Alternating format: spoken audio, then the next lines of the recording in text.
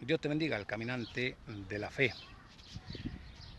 Primera de Juan 2, 15, 17 dice: No améis al mundo, ni las cosas que están en el mundo. Si alguno amare el mundo, el amor del Padre no está en él. Qué terrible, porque todo aquel que está en el mundo y ama los deseos de la carne, los deseos de los ojos, la vanagloria de la vida, no proviene del Padre, sino del mundo. Y el mundo pasa, sus deseos pasan, pero el que hace la voluntad del Padre permanecerá para siempre. Palabra del Señor. ¿A qué se está refiriendo el apóstol cuando nos está diciendo el mundo? Hay un mandato fuerte que dice: no améis al mundo. Es evidente que quiere decir que los pueblos del mundo. Pero Juan 3:16 dice: porque de tal manera Dios amó y entregó a su Hijo unigénito para que todo aquel que en él crea no se pierda, mas tenga vida eterna. Lo que significa que Dios sí ama al mundo. Lo que Dios no ama es el sistema mundial. Lo que está gobernando hoy en día es espiritual. ¿Quién está gobernando el mundo? Hombres corruptos guiados por espíritus inmundos que los llevan a proclamar y decretar leyes que van en contra de los principios morales de Dios. Leyes como la del aborto, leyes como la del matrimonio hombre con hombre, mujer con mujer, aún más allá, leyes que han aprobado en algunos países donde se pueden casar con animales. Terrible.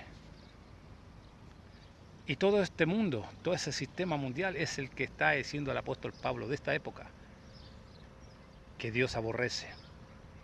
Porque todas las épocas tuvieron, todos los siglos tuvieron su época de pecado, de corrupción.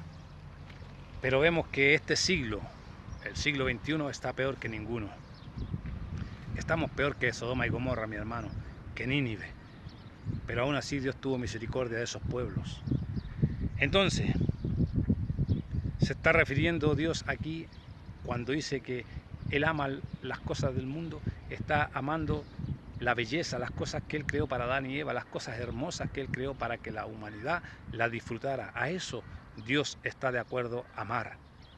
Pero Dios está en desacuerdo de amar todo lo que va en contra de sus principios y sus valores.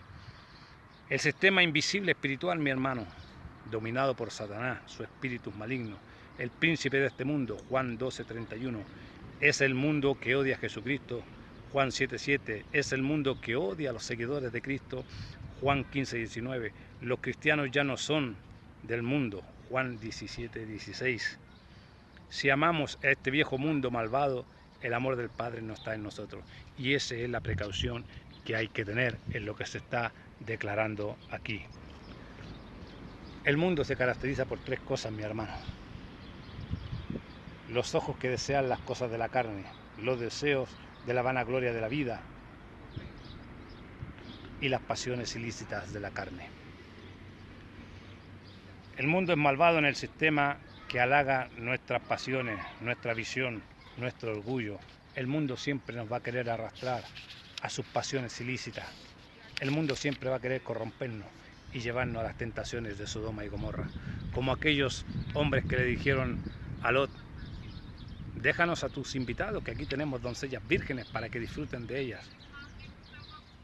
Querían corromper la santidad de aquellos ángeles y los ángeles simplemente les tocaron y les dejaron ciegos. El mundo aviva, mi hermano, nuestro egocentrismo, nuestro yo, lo más terrible. El apóstol Pablo decía: me encuentro peleando con mi propio yo, me encuentro haciendo lo malo sabiendo hacer lo bueno, y no me encuentro sabiendo haciendo lo bueno estando haciendo lo malo. Qué fuerte, una lucha interior, una lucha con el yo, una lucha psicológica interna entre tu conciencia, tu voluntad, tu espíritu y el espíritu de Dios. Que el Señor tenga misericordia de nosotros y tengamos una transformación de dentro hacia afuera, una metanoia, una transformación completa.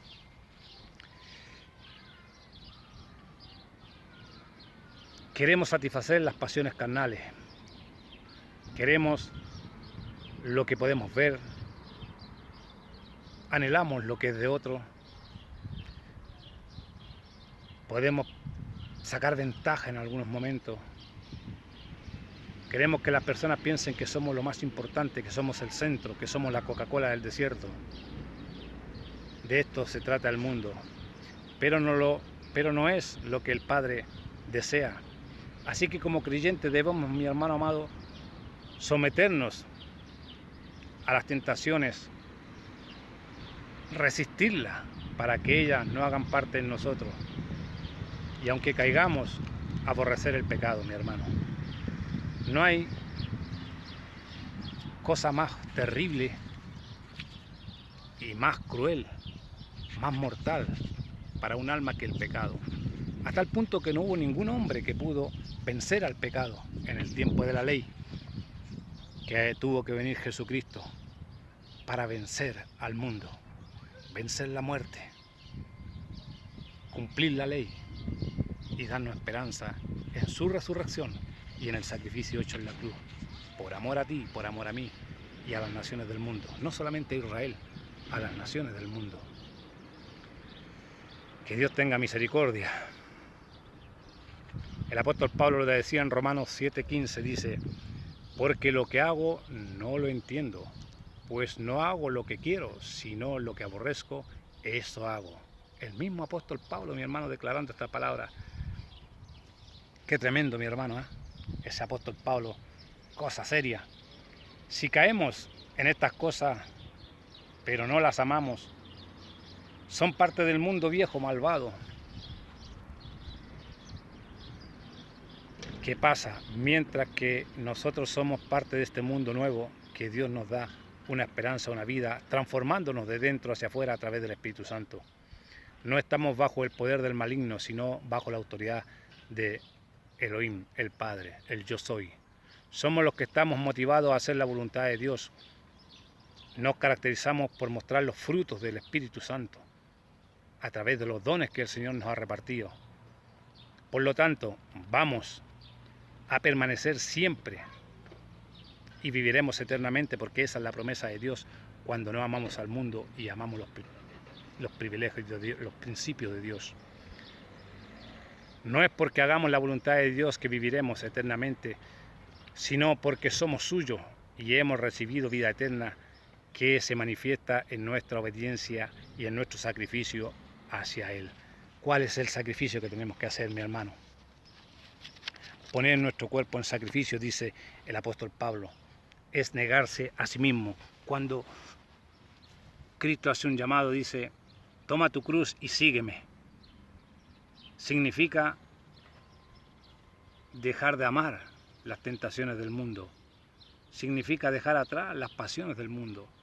Significa poner en primer lugar a Dios en tu corazón, al Espíritu Santo, y luego el amor de tus hijos, el amor de tu esposa, el amor a la iglesia. Primeramente, el amor a Dios en tu corazón. Y seremos transformados, dice la palabra del Señor, seremos transformados. Y la transformación tiene que ocurrir de dentro hacia afuera, mi hermano. Una metanoia, una transformación. Como dice Romanos 12, del 1 al 2, dice: así que, hermano, os ruego, dice el apóstol Pablo, por las misericordias, fijaos su lenguaje, por las misericordias de Dios, que presentéis vuestro cuerpo en sacrificio vivo, santo, agradable a Dios. No lo hacemos para los hombres, el sacrificio se hace para Dios, en el anonimato, en lo privado de tu recámara, Él te recompensará en público. Que Dios es vuestro culto racional, o sea, adórale sabiendo que le vas a adorar, con razonamiento y entendimiento claro de qué es lo que vas a hacer en el lugar santísimo. No conforméis a este siglo, sino transformados por medio de la renovación de nuestro entendimiento, nuestra mente, nuestra conciencia, nuestro subconsciente, nuestro intelecto, para que comprobéis cuál es la buena voluntad de Dios, agradable y perfecta. O sea, actuando en el perfecto entendimiento, razonamiento, sabremos la voluntad perfecta de Dios para con nosotros. Si analizamos todo esto que el apóstol dice, es un mandato para que comprobéis cuál es la buena voluntad agradable del Padre. Una sugerencia grande y perfecta. En otras palabras, el asunto nos lleva a una vida agradable a Dios. Que sea Él el centro de tu voluntad, de mi voluntad. ¿Y cómo es eso, mi hermano? ¿Cómo lo podemos hacer eso? Transformándonos, dejando que el Espíritu Santo trabaje en nuestro interior, renovando nuestro entendimiento. Este principio lo encontramos a lo largo de todas las Escrituras, mi hermano. La transformación ocurre por el Espíritu Santo, que cambia nuestra manera de pensar mientras meditamos en la palabra rema de Dios en nuestra vida, cada vez que leemos la Biblia, cada vez que escuchamos el culto, cada vez que escuchamos a nuestro pastor. Ser renovados por ese poder de esa palabra, una transformación, una metanoia, con un poder dunamis, un poder transformador, como lo que pasó en el aposento alto cuando el Espíritu Santo se derramó y todos fueron llenos de ese fuego, de ese viento recio, y hablaron lenguas extrañas. Cada uno habló lengua desconocida para su naturaleza propia.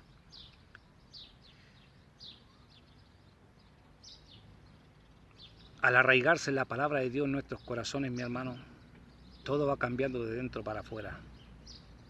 Él moldea nuestra forma de pensar y nuestra mente por la palabra. Somos afortunados de haber sido llamados por Cristo, por su misericordia, a ser hijos y siervos de Dios. Es una experiencia transformadora permitir que la palabra de Dios cambie tu vida, mi vida. Colosenses 3:16 dice, si deseas llevar una vida que esté en el centro de la voluntad de Dios, una vida que sea acepta para Él, entonces tienes que permitir que su mente sea renovada continuamente por el poder transformador de las verdades escritas en la palabra del Señor, en la Biblia.